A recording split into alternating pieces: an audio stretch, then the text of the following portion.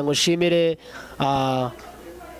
abaterankunga bacu, dushimire ndetse n'aba basore babiri baje kuri CPN TV, tukaba twabatumiye bakadukundira bakaza.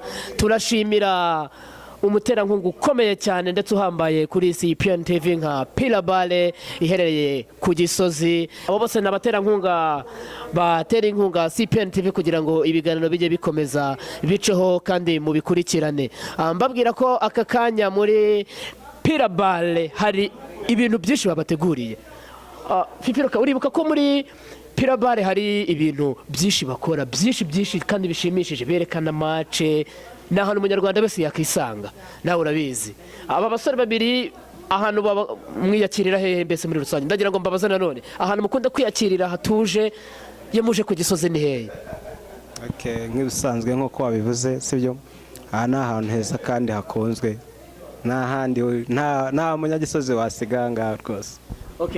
Murakoze kuri CPN TV. Dushimira Cameraman Cyprien uri ku buhanga bw'ibyuma. Shalom kuri CPN TV.